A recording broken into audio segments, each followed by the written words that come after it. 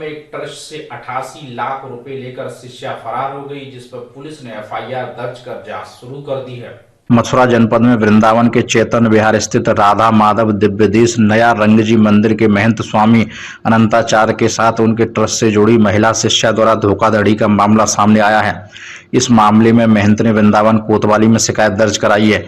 स्वामी अनंताचार्य ने बताया, गुजरात की रहने वाली दंपत्ति बेन पटेल पत्नी चपंकई भाई को मूल रूप से गुजरात की रहने वाली जो कृष्ण भक्ति प्रचार संघ की कर्ता धर्ता बनाया गया था। महंत की मुलाकात 1992 में एक कथा के दौरान हुई। कथा में महिला ने अपने घर पर कराई थी। महंत को महिला पर पूरा भरोसा हो गया। महंत ने कई अहम जिम्मेदारियां उस महिला को सौंप दी। ट्रस्ट में उसे शामिल कर लिया और कृष्ण भक्ति प्रचार संघ के संबंध में सभी निर्णय उनके द्वारा लिए जाते रहे। इस दौरान लगभग 88 लाख रुपए इमरजेंसी फंड के रूप में उनके और दमयंती और महंत ने अपने नाम एफडी के रूप में जमा किए। महंत का कहना है कि महिला 88 लाख रुपए के फंड को महंत को सूचित किए बिना ही निकाल ले गई। एफडी के पैसों के साथ आश्रम से जुड़े कई अहम दस्तावेज भी दमयंती अपने साथ ले गई। अब महंत ने अपनी शिष्या के खिलाफ धोखाधड़ी की वृंदावन कोतवाली में रिपोर्ट दर्ज कराई है। पुलिस पूरे मामले की जांच पड़ताल में जुटी हुई है। ललित उपाध्याय, मथुरा, समाचार 24। देखिए जी, दमयंती बहन सी पटेल चंपक भाई की वाइफ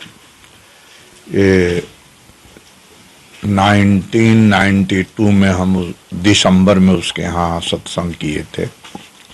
उसके बाद उसकी भक्ति देख करके हमने कृष्णा भक्ति प्रचारक संघ की जिम्मेदारी उसको दी, जो अमेरिका में थी। और वो कृष्णा भक्ति प्रचारक संघ की एक तरह से सब कुछ करने लगी। और मैं तो संत हूँ, तो कोई चीज में गहराई से जाता नहीं, देखता नहीं, अकाउंट भी नहीं, कुछ भी नहीं, विश्वास पर चलता है। तो फिर 95 में संस्था यहाँ खुली, अलीगढ़ में रजिस्टर्ड हुई, आती जाती रही, जमीन की रजिस्ट्री हुई, सब हमारा ट्रस्ट का पर्सनल हर चीजें ट्रस्ट की हैं। और वो भी ऐसे सोचती थी कि ट्रस्ट की है। तो उसी में एक एफडी की गई थी। उसी संदर्भ में पैसा सब कृष्णा भक्ति प्रचारक संघ से आया है और वो कथा का पैसा है, सब कुछ जो कुछ बना है। और वो कथा का पैसा उसके यहाँ भिजवाया है हमने। और कृष्ण भक्ति प्रचारक संघ की वो एक तरह से उसी के सिग्नेचर से चलता, हम देखते भी नहीं थे। यहाँ सब कुछ जमीन खरीदी गई, रजिस्ट्री हुई, उससे थोड़ा सा पैसा उस समय इमरजेंसी फंड के लिए एफडी कर दी गई। एक तो बड़ी अमाउंट थी, वो 95 में की गई, और जो दूसरे अमाउंट्स थे वो हमें पता नहीं कब, याद नहीं है, क्योंकि हर चीज वो करती थी और वो हमें इन्फॉर्म कर देती थी। तो उसमें उसने, बैंक ने भी हमको कुछ नहीं बताया कि क्या कॉन्सिक्वेंस हो सकते हैं। कई सभी बैंक मैनेजर मोस्टली हमारे पास आते रहे, स्टेट बैंक ऑफ इंडिया के।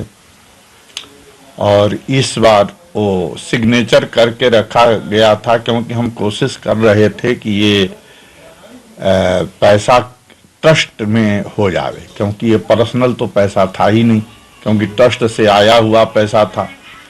और वो कुछ कारणों बस वो पर्सनल अकाउंट में, जिसमें उसका नाम नंबर 1, हमारा नाम नंबर 2 था, उसमें किया।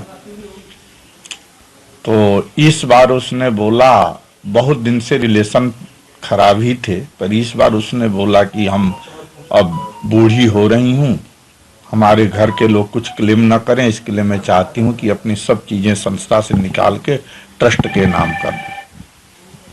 तो हमारे शिष्य हैं सिडनी ऑस्ट्रेलिया में संदीप जी, उनको हमने बोला, और यहाँ पर आई। और उसके सामने तो ये लोग कर्मचारी लोग स्टैंड कर नहीं सकते थे, क्योंकि कर्मचारी लोग अब से ऐसे ही डरे रहते, और डरा धमका करके, डरा धमका का मतलब कि रौब जमाना, ऐसे तरह से करके इन लोगों को बोलने की नहीं, सभी पेपर ले गई।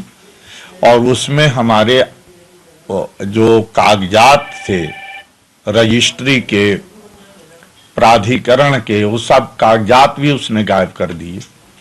और वो एफडी ले जाके बैंक में यहाँ एक बैंक मैनेजर पहले रहे हैं सुरेश शर्मा, उनको साथ लेके गई और इन लोगों ने ना तो कुछ उसकी कुछ देखी और ये प्रेजेंट बैंक मैनेजर ने कुछ उचित नहीं समझा और उसको पैसा उसको कर दिया उसके खाते में। कितने पैसे की लेन देन हुआ? 88 लाख रुपए की वो एफडी थी। 88 लाख रुपए की। जी।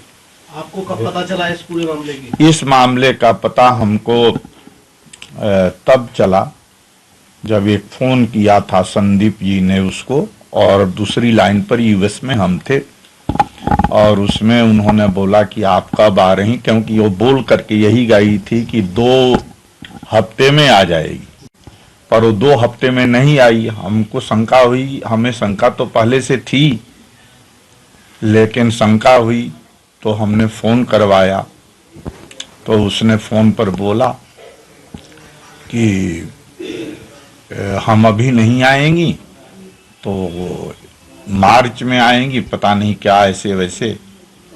फिर इन संदीप जी ने बोला कि आप वो जो पेपर ले गए उसका, उसने कौन सा पेपर? बोले कि एफडी का पेपर।